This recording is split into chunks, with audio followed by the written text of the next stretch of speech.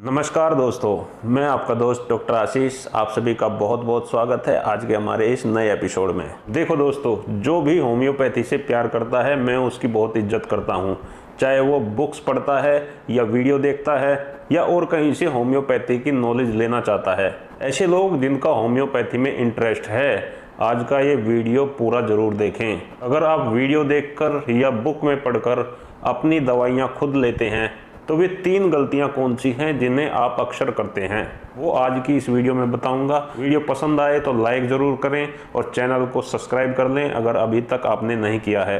पहली गलती जो अक्सर लोग करते हैं वो ये है कि अगर बुक्स में या वीडियो में किसी डॉक्टर ने 1 या 2 दवाई बताई है, उस दवाई को बहुत लंबे समय तक खाते रहते हैं।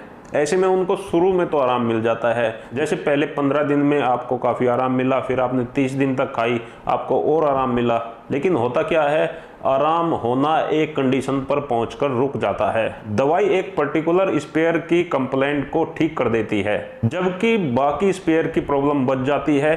इनको ठीक करने के लिए दूसरी दवाई लेना जरूरी होता है। अगर आप इस बात को नहीं जानते तो आप एक ही दवाई 5-6 महीने तक लेते रहते हैं, जबकि उस दवाई का काम 1 महीने के अंदर ही खत्म हो जाता है। उसके बाद में आपको दूसरी दवाई की जरूरत है। ऐसे में आप कहते हैं कि मैंने होम्योपैथिक दवाई खाई थी, मेरी ये प्रॉब्लम तो ठीक हो गई, लेकिन ये दूसरी प्रॉब्लम ठीक नहीं हो पाई। तो प्लीज़ ऐसा बिल्कुल ना करें।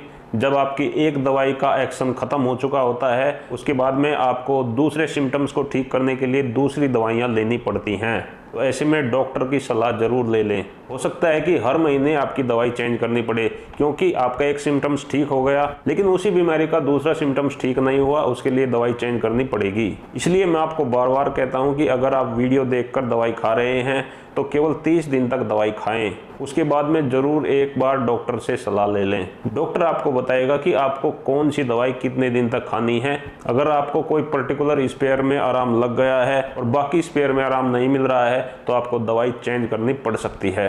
दूसरी गलती जो आदमी करते हैं वो ये है कि अगर पेशेंट को कोई क्रोनिक समस्या है, पुरानी बीमारी है, उसके लिए वो अंग्रेजी दवाई भी खा चुका है, आयुर्वेदिक दवाई भी खा चुका है, लेकिन अब वो होम्योपैथिक दवाई खाना चाहता है। जब उसने अंग्रेजी दवाइयाँ शुरू की थी तब पहले 2-3 दिन में ही उसे अच्छा आराम मिला था। अब ऐसा ही वो होम्योपैथी से चाहता है कि उसे 2-4 दिन में ही आराम मिल जाए। क्रोनिक केस में लोग अक्सर यही गलती करते हैं कि 1 सप्ताह होम्योपैथिक दवाई ली या 15 दिन होम्योपैथिक दवाई ली, उन्हें लगता है कि आराम नहीं हुआ। ऐसी कंडीशन में वे दवाइयाँ बंद करके फिर से एलोपैथिक दवाइयों की ओर चले जाते हैं। इस बात को अच्छे से समझ लीजिए कि अगर आप लंबे समय से बीमार हैं और आप चाहते हैं कि होम्योपैथी से आपको फटाफट फ़ायदा हो जाए, तो ऐसा बिल्कुल भी नहीं होगा। होम्योपैथी जब आप क्रोनिक केस में लेते हैं तो आप दवाई को उस विश्वास के साथ लीजिए कि आपको कम से कम 30 से 45 दिन तक तो दवाइयाँ खानी ही खानी हैं। और इस बीच में आपको डॉक्टर के टच में रहना है। 15 दिन दवाई खाने के बाद में डॉक्टर को बताइए कि मुझे आराम मिला है या नहीं मिला है। फिर 30 दिन दवाई खाने के बाद में डॉक्टर को बताइए कि आराम मिला है या नहीं मिला है। इसलिए मैं कहता हूँ दोस्तों कि होम्योपैथिक दवाई खाते समय डॉक्टर के टच में ज़रूर रहें।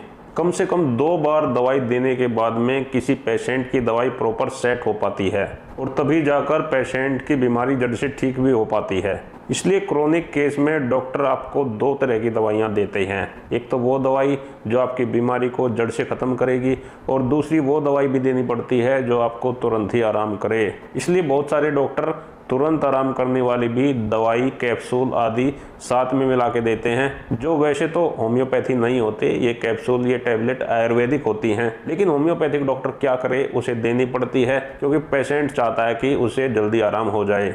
तीसरी गलती जो लोग करते हैं वो ये है कि अगर आपने कोई वीडियो देखा जिसमें डॉक्टर कह रहा है कि ये 2-3 दवाई आप अपने रोग को ठीक करने के लिए ले सकते हैं। मान लिया वीडियो में डॉक्टर 4 दवाइयाँ बता रहा है और कह रहा है कि चारों दवाइयों को 5-5 मिनट के गैप पर लेना है।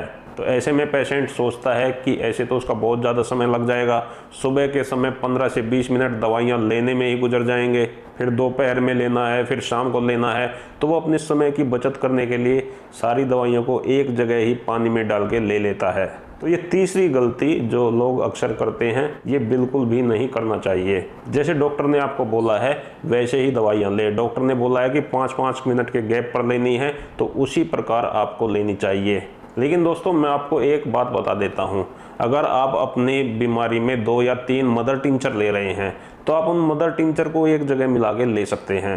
दूसरा, आप समान पोटेंसी की दवाइयों को भी एक जगह मिला के ले सकते हैं। जैसे आप 3 दवाई ले रहे हैं, सेलेनियम 30, कैलेडियम 30, एसिड फोस 30, इन तीनों को आधे कप पानी में 4-4 बूंदे डाल के एक जगह ही ले सकते हैं। अगर आप 200 पोटेंसी की दवाइयाँ ले रहे हैं, 2-3 दवाइयाँ ले रहे हैं, तो आप उनको एक जगह मिला के ले सकते हैं। लेकिन आप मदर टिंचर और पोटेंसी की दवाई को कभी भी एक जगह मिलाकर ना लें। ऐसा अगर आप करेंगे तो दवाइयाँ बिल्कुल भी काम नहीं करेगी।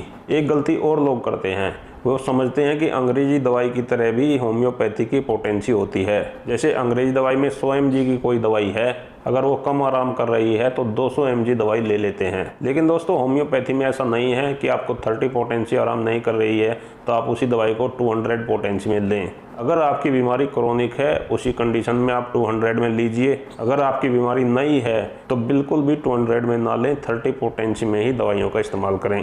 तो दोस्तों ये 2-3 जानकारी लेकर आपके बीच आया था। आपको हमारा वीडियो कैसा लगा कमेंट करके ज़रूर बताएं। वीडियो अगर पसंद आया है तो लाइक ज़रूर करें। इसी के साथ आज का वीडियो समाप्त करते हैं। मिलेंगे कल फिर एक नई वीडियो के साथ। मैं आप सभी का बहुत बहुत धन्यवाद करता हूँ। आपको मेरा नमस्कार।